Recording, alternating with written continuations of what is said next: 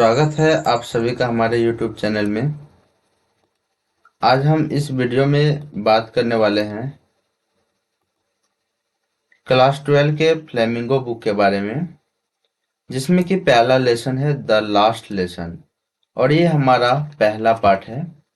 इस वीडियो में हम पूरे स्टोरीज के बारे में विद पिक्चर के साथ डिटेल से चर्चा करेंगे, हिंदी और इंग्लिश में, और जहाँ तक इम्पोर्टेंट वर्ड मीनिंग है उसके बारे में भी चर्चा करेंगे। तो सबसे पहला है हमारा अबाउट द ऑथर। तो ऑथर के बारे में समझ लेते हैं।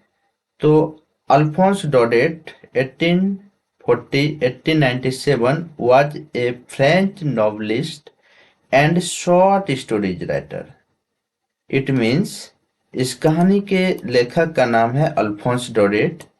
जैसा कि आप तस्वीर में पिक्चर देख सकते हैं, ये अल्फोंस डोडेट का पिक्चर है और इसका जन्म 1840 यानी कि 1840 में हुआ था और 1897 इसका मृत्यु 1897 में हुआ था।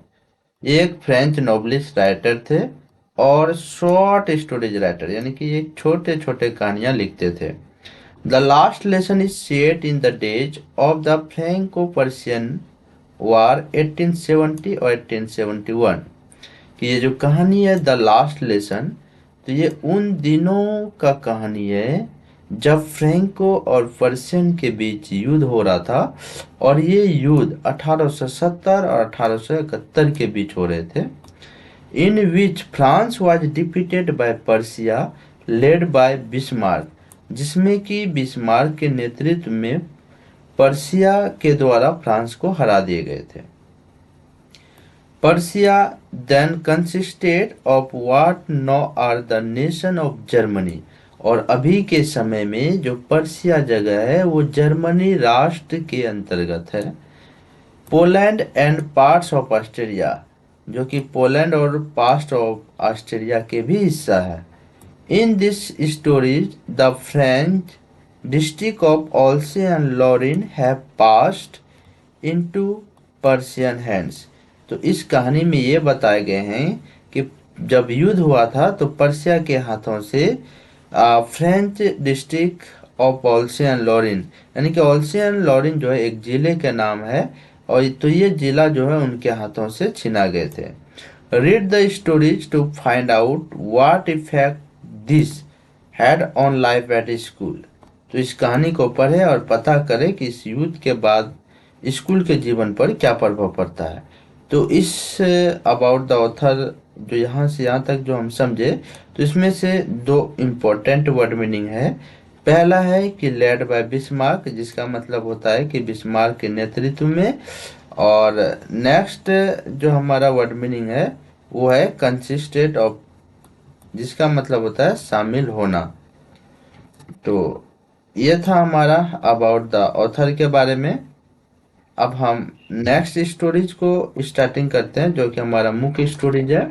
तो यहाँ पर लेखक अपने बारे में बता रहे हैं कि I started for school very let that morning, कि मैंने उस दिन सुबह लेट से स्कूल जाने के लिए शुरू किया, and was in great dread of scolding, और उस दिन मुझे डरने यानी कि पिटने का बहुत ही डर था, डांटने का बहुत ही डर था उसके मन में। जैसा कि आप यहाँ पे फिगर में देख सकते हैं कि ये हो गए लेखक अल्फोंस डोडेट, और एक दिन जो है ये स्कूल जाने में काफी विलम्ब कर दिए, specially because M Hamel had said that he would question us on participle. विशेषकर उसे उसके टीचर एम हेमल से डर थे, क्योंकि उसने उसे कहा था कि वो उससे पार्टिसिपल पर एक प्रश्न करेंगे, and I did not know the first word about them, और लेखक उनके बारे में एक भी शब्द जानते नहीं थे। जैसा कि आप यहाँ पे फिगर में देख रहे हैं, ये अल्फोंस डोडेट के टीचर है। इस टीचर ने जो है सभी बच्चों को पार्टिसिपल पर क्वेश्चन याद करने के लिए दिए थे, जिसमें लेखक को भी बताना था, लेकिन लेखक पार्टिसिपल पर एक भी शब्द जानते नहीं थे। फॉर ए मोमेंट, कुछ क्षण के लिए, I thought of running away, तो लेखक ने सोचा कि वो घर से दूर चले जाएं, and spending the day of out of door, और अपना समय घर के बाहर ही बिताए। इट वॉज सो वार्म, क्योंकि उस समय गर्मी का टाइम था। जैसे कि आप यहाँ पे फिगर देख सकते हैं कि कितना कड़ी धूप है, कितना कड़ी सूर्य निकल रहा है। तो इससे साफ पता चलता है कि गर्मी का काफी समय था। सो ब्राइट मतलब इतना चमकीला कि the birds were chirping at the edge of the woods, मतलब इतना गर्मी था कि जो पक्षी थे तो यहाँ पर जो है एक लकड़ी पर बैठकर जो है ये लोग चहचहा रहे थे। नेक्स्ट है, and in the open field back of the so mill the Persian soldier were drilling, और वहाँ पे एक खाली मैदान था जहाँ पे कि ये पर्शियन सोल्जर अपना व्यायाम कर रहे थे, अपना ड्रिलिंग कर रहे थे।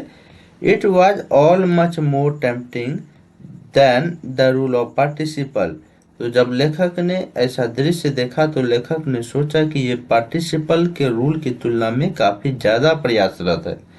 But I had the strength to resist, परंतु उसके अंदर जितने ताकत थे वो फिर से आ गए। And hurried off to school, और वो स्कूल की तरफ तेजी से जाने लगे। When I passed the town hall, जब लेखक टाउन हॉल से के नजदीक से होते हुए गुजरे तो there was a crowd in front of the bulletin board, तो वहां पर देखा कि बुलेटिन बोर्ड पर काफी ज्यादा भीड़ है। जैसे कि आप यहाँ पर देख रहे हैं कि जैसे लेखक स्कूल जा रहे थे तो स्कूल जाने के क्रम में यहाँ पे काफी ज्यादा भीड़ है। नेक्स्ट है, for the last 2 years all our bad news had come from there, यानी कि पिछले 2 सालों से जितने सारे बैड न्यूज थे, खराब न्यूज थे, तो वो सभी न्यूज जो है इसी बुलेटिन बोर्ड पर आते थे। द लॉस्ट बैटल, जिस तरीके से कोई कहीं बैटल्स अगर लॉस्ट कर जाते थे, जो योद्धा मारे जाते थे युद्ध में, या द ड्राफ्ट्स, या कोई ड्राफ्ट्स होते थे, या the order of the commanding officer, या फिर कमांडिंग ऑफिसर का कोई ऑर्डर आता था, तो ये सारे ऑर्डर बुलेटिन बोर्ड पर आते थे। And I thought to myself, और मैंने अपने आप में खुद से सोचा, विदाउट स्टॉपिंग मतलब बिना रुके हुए, अर्थात लेखक चल भी रहे थे और ये अपने मन में सोच भी रहे थे। What can be the matter now, कि आखिर मामला क्या हो सकता है। देन फिर, as I hurried by as fast as I could go, उसके बाद ये सोचते हुए लेखक इतने तेजी से चलने लगे जितने तेजी से वो जा सकते थे। द ब्लैक स्मिथ वाचर, तो वहां पे जो ब्लैक स्मिथ थे और वाचर चौकीदार थे, हु वाज देयर, जो कि बुलेटिन बोर्ड के सामने खड़े थे, विथ हिज अप्रेंटिस, सबको अपने अपने अप्रेंटिस के साथ लेकर खड़े थे। Reading the bulletin call after me, वो लोग समाचार को पढ़ रहे थे और लेखक को उधर से बुला रहे थे। डोंट गो सो फास्ट, मतलब और बोल रहे थे कि इतना तेजी से मत जाओ बब, ठीक है। You will get to your school in plenty of time, कि अभी तो तुम्हारे स्कूल जाने के लिए बहुत समय है। तो इतना बोलकर जो है हम अब बात करेंगे नेक्स्ट वीडियो में। तो इस वीडियो यानी कि यहाँ से यहाँ तक में जो हमारा इम्पोर्टेंट वर्ड मीनिंग आया, वो आया, पहला है इन ग्रेट रेट, जिसका कि मतलब हो गया कि बहुत डर में। दूसरा हो गया स्पेशली, विशेष रूप से। नेक्स्ट हो गया ड्रिलिंग, व्यायाम। नेक्स्ट हो गया प्लेंटी ऑफ टाइम, यानी कि बहुत समय। तो यहाँ पर हम जैसे देख सकते हैं, अगर एक एक करके अगर हम सारे पिक्चर को देखेंगे तो पिक्चर की मदद से जो है हमें एक एक करके सारा पॉइंट समझ में आ जाएंगे। तो थैंक यू गाइज, अगर इतना समझ में आ गया हो तो आगे समझने के लिए हमारे नेक्स्ट वीडियो को देखें, और वो हमारे पार्ट 2 में मिलेंगे। तब तक के लिए धन्यवाद।